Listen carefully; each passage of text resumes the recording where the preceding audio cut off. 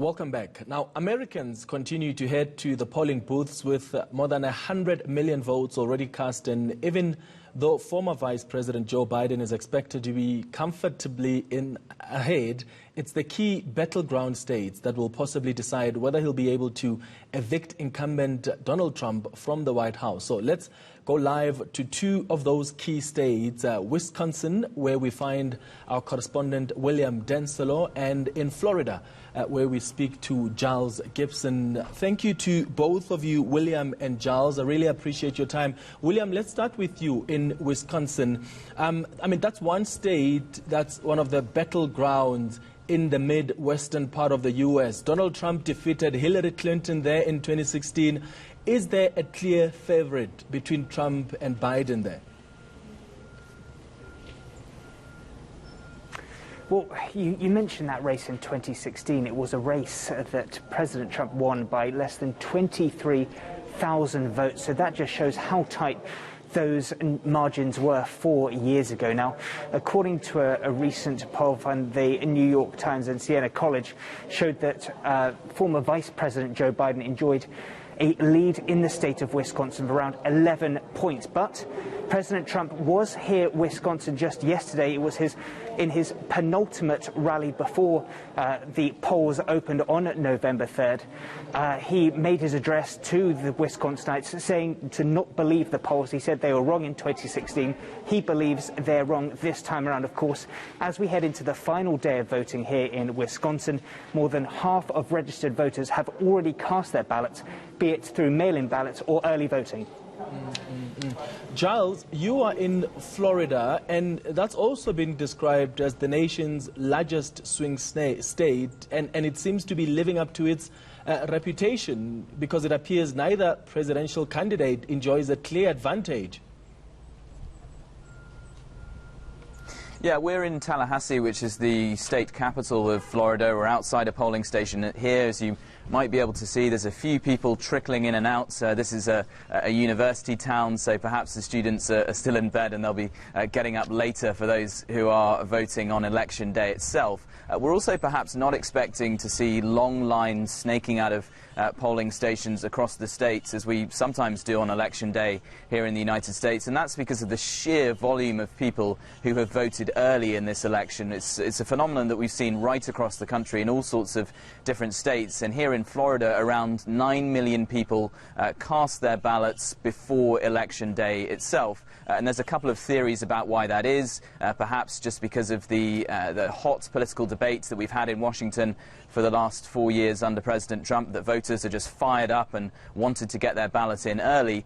Or the other theory is, of course, with the ongoing coronavirus pandemic, that people wanted to avoid going to a polling station on election day itself, wanted to avoid going into a crowded area of people, and therefore cast their ballot by mail or went to a polling station early as well. William, how much focus did the presidential candidates put on Wisconsin? Who needs it more? You mentioned that President Donald Trump was there just yesterday. Absolutely. Well, it's certainly seen as crucial. Now, with a win in Wisconsin comes with it 10 electoral college votes, so not one of the big names that you potentially see when it comes to the likes of Florida, where a colleague, Giles Gibson, of course, is. It's not as big as maybe a state like Pennsylvania bringing with it 20, but when it comes to these key battleground states, it's the small states that can so often make a huge difference. We saw in 2016 the likes of Michigan, the likes of Wisconsin making a crucial difference for President Trump. That is why he was once again in the state just yesterday on his final leg of his whirlwind tour across the United States, trying to appeal to those Wisconsin voters. Now, when it comes to the breakdown in the state, back in 2016, of the 22 counties across the state that Donald Trump managed to flip from the Democrats, 18 of those were in rural communities. Now, we're here in Milwaukee, the most populous city in the state of Wisconsin, and it's seen, although it is a predominantly Democratic stronghold, it's seen that high voter turnout is absolutely crucial. Now, although we have seen huge amounts of unprecedented amounts of people going to the polls early in early voting or mail-in voting, we're still seeing Huge lines here at the polls in Milwaukee when they opened, lines down the block at this school we're in now, as you can see behind me, people still making those last efforts to register or to vote in person on Election Day. Giles, we've been hearing from President Donald Trump, who is already questioning the legitimacy of the elections. He indicated that an announcement of the results must be made tonight, even if there are still many votes to count. How's that going to work? Simon Marx was telling us earlier that he doesn't think by the time we wake up tomorrow we'll know who the new president, the elected president of the U.S. is. What is being expected there on the ground?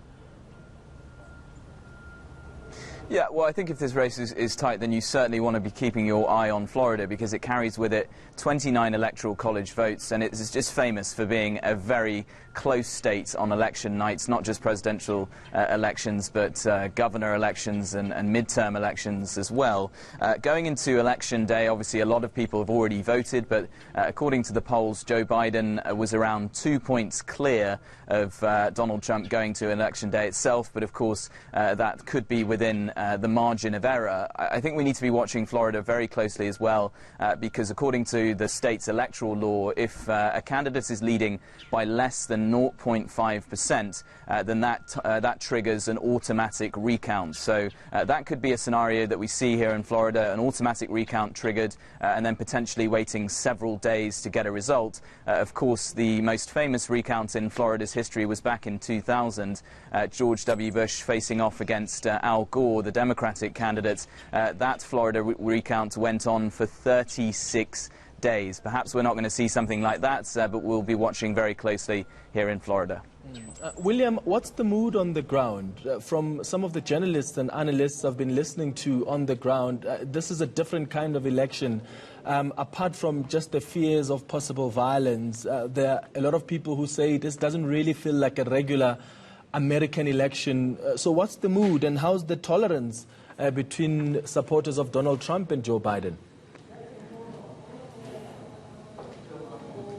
Well, it was certainly very quiet in the last couple of days here in Milwaukee. Of course, so many people already have cast those ballots. There was plenty of anger and plenty of division, what we saw just a few days ago when, of course, the U.S. Supreme Court ruled that all absentee ballots must be processed, must be handed in by 8 p.m. on November 3rd, so a little later today. Democrats had initially wanted a 6-day extension window for those mail-in ballots to be counted as long as they are postmarked by November 3rd. That was thrown out by the U.S. Supreme Court, so that really led to a huge scramble as far as Democrats were concerned, really trying to educate their voter base to say that if you're worried about your mail-in ballot not getting to the polls or not getting to the clerk's offices in time to perhaps make sure you change your voting preferences, come to places like this, come to polling stations to make sure that your vote is cast. Of course,